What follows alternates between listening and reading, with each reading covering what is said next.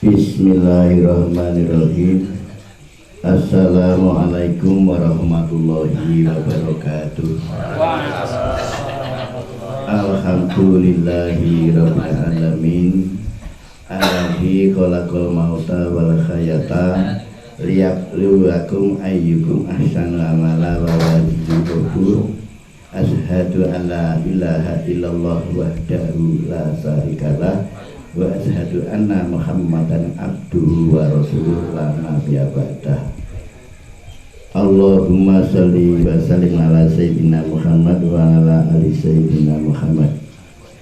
Hadratul kiram barang alim bini sepuh sesepuh haji sepuh ingkang satu luhuring budi ingkang kawula hormati Dalasan para lekah sami kakung putri ingkang dahat kalingga mudha ing akrami terutami bapak dasar sekalian garwa ibu Saadah dalasan sakutrah keluarga ingkang wiyantu suka basuki purwakane ngatur monggo sareng-sareng munjukaken puji syukur tasakur saha tafakur ing asane Gusti ingkang maluhur kanthi atur hamdalah alhamdulillah rabbil alamin.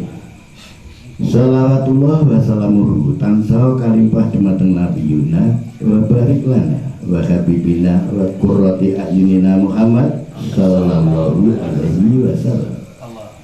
Salajeng gembel kamardikan dunya sedaya ing ngriki kawula pun muhadi gembel kamardikan dunya sedaya mahyaken hajatipun kadang kula bapak dasar sekalian garwa ibu Saadah ing ari kelenggan samangkin sengaja tasakuran dalam rangka inggih menika bubahan sinatan bubahan menika kanthi mengku dadi mbayang kare anak lanang ingkang semadya pawawa krama ing mangkinipun muga-muga kanthi donga padubening pikantuk janggungane anutan kita sing Nabi Agung Muhammad sallallahu alaihi wasallam. Salajeng pikantuk ugi ridane Allah Subhanahu wa taala sehingga nuhi masyarakat manfaat bidini wa dunya wal akhirah Allahumma amin. Ing mriki kawula kinang-kinah mahyakaken anggenipun bubahan Bapak dasar sekalian garwa menika werdinipun kula tedahaken utawi kula atur napa niku paring pangertosan sekedhik mawon. Kadang-kadang wong Jawa niku leh ngarani kleru. Pertanyaane wis kleru apa neh jawabe mesti ora bener. Contoh, kowe mbubake sikok bubane anak nomor piro lha iki. Wis pertanyaane salah, jawabe mesti ora bener. Jalaran napa werdine mbubak niku? Niki mengke Pak dasar sekalian garwa niku kasengkaaken ngaluhur dados jejere wong tuwa nggih jejere tiyang sepuh ngoten lho buat wigatine sedya diwisuda dados jejere tiyang sepuh sepisan wigate ingkang mangka kalih nika nek wong Jawa ngarani bersihi awak utawa ngresiki awak nah menika maksudipun Pak dasar mangke nggih menika kalian hambrastos kateng Durgama dipun sandang duting keluarga Pak dasar muga-muga tinebena saking sampikala katedhakna dumateng sedaya raharja sehingga saged tumbuh kang kinayuh sembodo kang jinangka nuwuhke keluargane ingkang sakinah ingkang tansah mawaddah warahmah nuwuhke ugi pagesangan ingkang istiqomah. Allahumma amin. Lah ing mriki kula ingkang tinanggelah mahyakaken menika kula nggih badhe udakara sekedhik mawon kangge miyak swasana. Allahumma sholli ala Muhammad. Tidam sabawaning ratri wigatine Pak dasar sagarwa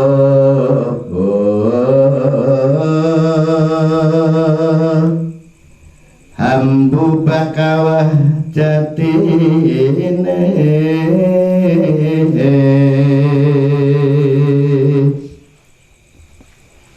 miwah putranipun memintose rahmating Gusti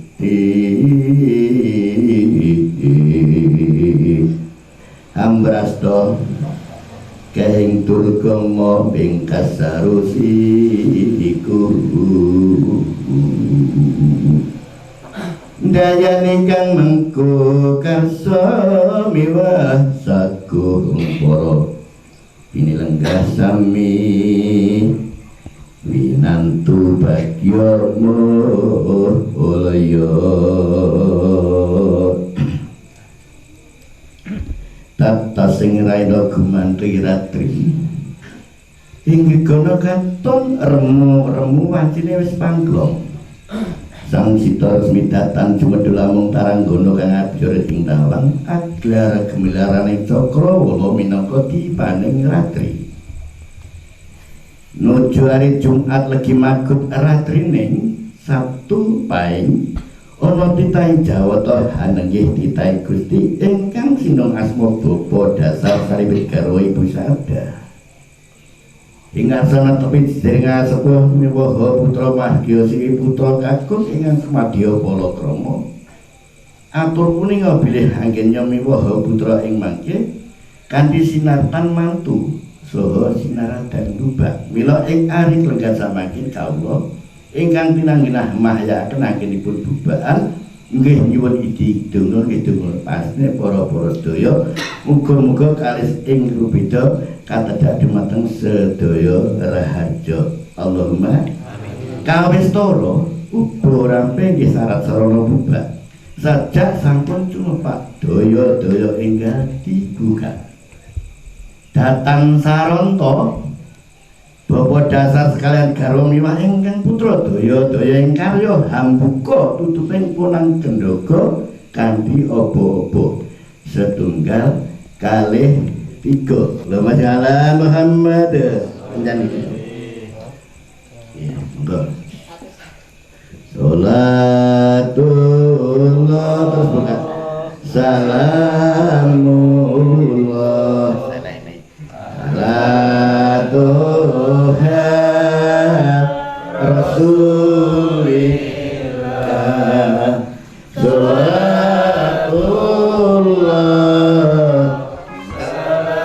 Salamullah ala Yasin Habibillah tawassalna bismillah wa bil haqi rasulillah wa kulli mujahidillah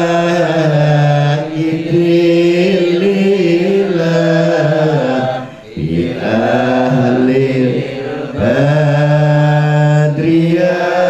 Allah Muhammad. Sajae Bapa Dasar sekalian garwa dalasan ingkang putra wis gandhem wis marem jalaran napa wis pinarbuka warana tutuping sesaji dina kalih winur Gondawidu ing cahya sumulu gilar-gilar kadya kencana binabar ingkang sajuga winastan Gendhaga kencana dene ingkang sawiji winastan Gendhaga mulya aning sajroning Gendhaga kawistara ana cahya sumunar awarna seta miyang reta tegese abang karo putih ingkang seta sinebat cupu adi mandalika dumadi saking pakar tining bapa dene ingkang sawiji ingkang reta sinebat cupu maneh astagina dumadi saking pakar tining biya ucap kacarita duk rikala samono sang bapa inggih Bapa Dasar menika Murweng tumuli saresmi garwa sinarengan tumurun wahyu jati sih nugraning yang agung sing diarani Kama. Kama kang awarna seta manunggal kang awarna reda abang kumpul karo putih nulya ibu saadah pinaringan hanggar bini ngandhek sarining wiji sejati. Antuk sacandra tegese sesasi ngambah alam eka kamandanu. Dwi Candra rong sasi wis dumugi alam Dwi Panunggal. Dene Tri Candra telung sasi ancine alam Trilokamaya. Kawastanan alam Gundar Gandhit, alam kaliwat gawat, gawat kaliwat liwat ingkang mindra wawa ing kena. Mila sang ibu mungkat mungkuthik rikala samono. Tulus Raharja ya ngambah alam catur Hangga Jati. Ulagang ning guwa garba dinayan ing sarining Pratiwi sing diarani bani banyu miwah bayu jangkep catur candra patang sasi wis ginaduan gono bau Panca Candra limang sasi aji ing alam panca yitma jati. Dene Sat Candra 6 sasi wis ginaduan sifat jangkep ngumbing sat loka jati. Sabta kawasa jati ya ke alam kunan jabang bayi wis ndungkap Sabta Candra 7 sasi tegese wis ginaduan panca ndriya. Mila lamun to pesat saking guwa garbaning Rena sampun bangkit Waloya jati temah Waloya ning Kocapa ing kalangira dereng wanci temelune wahyu tumulung. Mila punang jabang bayi haneras genira yuga brata sadakep saluku juga ngeningaken panca ndriya. Papat binerat sajuga sinidikara anut laksitaning Bratajaya lan inggih Bajra Irawana. Tinampi samadinira kapiyarsa lamat swara demeling sasmita wasitaning sang kuasa gesang udar rentenira semedi ring loka hasta sabda jati nyarengi kalaning asta candra winahya wulung sasi. Dungkap nawa candra sangang sasi dungkap dosa arine ring loka nawa purna jati. Sumeleng miyose miyak langsing gendala kiri punang jabang bayi mesat saking gua garba prapteng alam padang loka pono. Acetala sabda mulya kapiyarsa cuwenger cenger midilira sinarangan kadang catur. Sajuga mijil saking Jojotri, mijil saking Margina sing diarani Kakang Ngawah Rahmuka milah Adi Ari. Ponang jabang bayi hamba bebar kakung wanci seken utawa sepasar dineran asma dening Rama Ibu inggih menika Akasih Bagus Rahmat. Pamirsa Sang Bagus Sembada badhe palakrama inggih menika badhe amboyong sekaligus ambopong kenya ingkang sulistya ing warni ingkang asesilih ning ayu desi atmaja ingkang minulya Bapak almarhum Bapak Lamidi utawi inggih menika Ibu Lamidi utawi Ibu Katinem saking Kademangan Pojok Tankali bener. Pamirsa menurut prawan kita sing tak tampa kekaro-karone antarane Mas Rahmat karo ning Ayu Desi wis sayek saeka kabeh. Tir padha kirene silbodo semeni bebasan kowet dempet kaya perangku. Mila ing riki boten sanes boko dasar sekalian garwa menika nyuwun tambahing idi donga-donga pasenjengan dika muga-muga ing mangkenipun ingkang putra anggenipun gebira wonten madaning agesang ujare kandha ngancik alaming madya yen menika sageta atut runtut reruntungan widodara lestari mulya winantu ing Sukarahayu mutlak ing kandha dados keluarga ingkang sakinah ingkang tansah mawaddah warahmah nuwuhke pagesangan ingkang istiqomah. Allahumma amin. Menawi kita ngaten sumangga sareng-sareng kemawon sedaya kita sami-sami manem Brahma manastungkara mangastuti manungku puja mrih kang tigas wiwaha mangke sageta inggih menika kalis ing rubeda katedak dumateng sedaya rahaja saengga jumbuh kang kinayuh sembada kang jinangka utawa kang sinedya dening keluarga Pak Dasar saengga nuwuhke rahayu widodara dumateng kula lan panjenengan sedaya. Allahumma amin. Allahumma amin. La ilaha illallah Muhammadur Rasulullah sallallahu alaihi wasallam alaika nahya alaiha namutu alaiha nutngansu insyaallah ta'ala minal aminin. Allahumma sholli wa sallim ala sayyidina Muhammad wa ala ali sayyidina Muhammad sayyidil awalin wal akhirin wa radina tabarakatan ala kulli sahabati sayyidina Rasulillah ya jemain.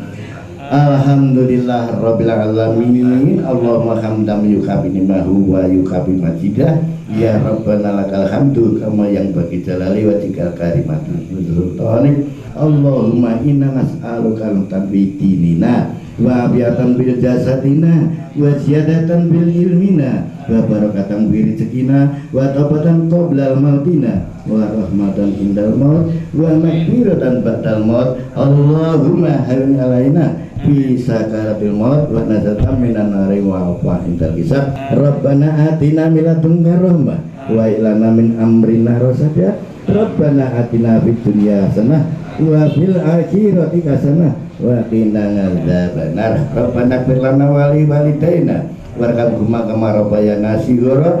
Subhana rabbika rabbil izzati amma yasifun wa salamun alal mursalin walhamdulillahi rabbil alamin. Ridho Allah Ta'ala. Al-Fatihah.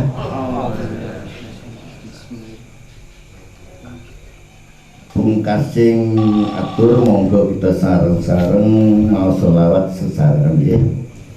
Allahumma sholli ala Muhammad. Maulaya sholli wa sallim daiman abada ala habibil khairi khalqi kullihim minhu wal habibul ladzi turja safa'atu likulliha liminal ahwali muntahimin ya Rabbi Mustafa balik maqasidana waghfir lana mama doya wasi'al karomi ya arhamar rahimin ya arhamar rahimin ya arhamar rahimin warid ala muslimin sallallahu rabbuna ala nuril mubin ahmadal mustafa sayyidil mursalin wa ala alihi wa sahbihi ajmain walhamdulillahi ya rabbal alamin. Allahumma sholli ala Muhammad. Mekaten lan semanten anggen kawula nyaritani nggih menika wisuda dumateng Pak Dasar. Muga-muga ing ngriki mangke kula atur sekedhik mawon Pak Dasar sekalian sak sampune iki Bubak pendian sampun kawida dados dijeri wong tua ngoten nggih. Mangkane mbok pilih omong samong ucap sak-ucap mpun ngantek jebadut kadang-kadang biasane ora mandiku malih mandi ngoten lho Pak. Insyaallah saged tumbuh kan kinaya sembada kinaka ngoten nggih.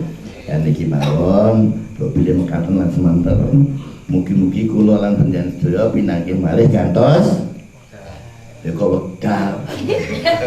Wong kan kantane mekaten lan semanten lepat nyuwun pangapunten mugi-mugi kula lan panjenengan pinanggih malih gantos din yo ngono. Tereng doa jazakumullah khairan tiwasati dunya wal akhirah. Lamu batilalikum bikum wa ilaika. Wassalamualaikum warahmatullahi wabarakatuh.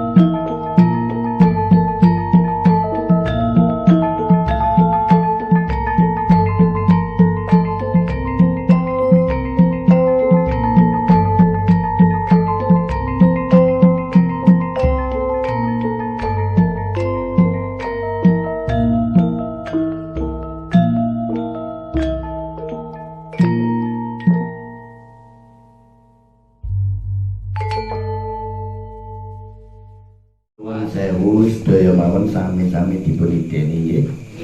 Kula medheraken ingkang hajatipun Pak Dasar sekalian. Hajatnya dipun ngedalaken sedaya sarengatan niku nggih pun tasakuran nggih menika badhe mbidalaken ingkang putra pados sisihane ngagesang utawi pados jodoh utawi bojo. Muga-muga sedaya kelawan nemahi rahayu dodo kalih ing rubida nggih.